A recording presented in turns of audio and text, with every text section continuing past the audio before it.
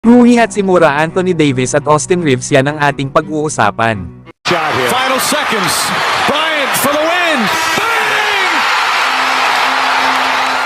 Sayang mga idol, at talo ang Japan laban sa Brazil sa score na 102-84. Nahirapan din kasi ang Japan lalo at wala ang isa sa kanilang star player na si Rui Hachimura.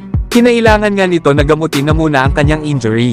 Pero hindi na nga inaasahan na makakalaro pa sa Olympics itong si Hachimura na merong left calf injury. Maganda pa naman sana ang naging performance ni Hachimura sa naging laban nila sa France bago ito maalis sa laro dahil sa unsportsmanlike foul, na kung saan ay nakagawa ito ng 24 points sa loob ng 28 minutes. Pero dahil sa natalo nga ang Japan sa ngayon sa Brazil ay wala na silang pag-asa na mag-advance sa quarterfinals. Kaya mas mabuti pa kung magpagaling na lang si Rui Hachimura at paghandaan ang paparating na panibagong season sa NBA. Samantalang Steve Kerr, ibabalik na muli itong si Anthony Davis bilang bench player sa magiging laban nila sa Puerto Rico. Lalo at pinagpahinga nga lang ni Steve Kerr itong si Joel Embiid sa naging laban nila sa South Sudan. Nagusto nga ni Steve Kerr na masabayan ang bilis ng mga players ng kalaban.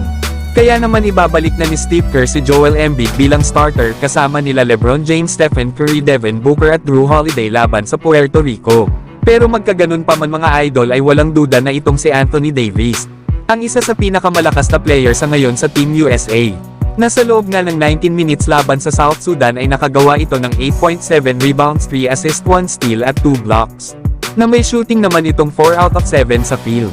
Nasa kanyang ang ability sa depensa, rebounding at mag-switch sa depensa sa 1-5 position.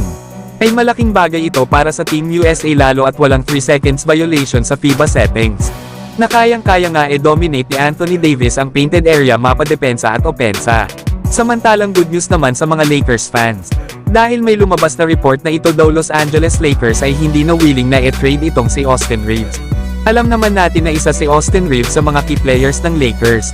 Kaya naman ay mahihirapan sila kung bibitawan nila ito para isama sa trade. Maganda na rin kasi ang chemistry kasama ni Austin Reeves sila LeBron James at Anthony Davis. Lalo at last season ay nag-average ito ng 15 points, 4 rebounds at 5 assists. Na meron namang 48% shooting sa field at 36% shooting naman beyond the arc. Kaya kung magagawa ng Lakers na gumawa ng trade na hindi makakasama sa trade package itong si Austin Reeves para sa isang star player, ay napaka-solid nito sa Lakers na kung saan ay mapapanatili nila ang katulad ni Austin Reeves na malaki ang chance na maging star player sa mga susunod na taon. Pero kayo mga idol, ano ang masasabi nyo dito?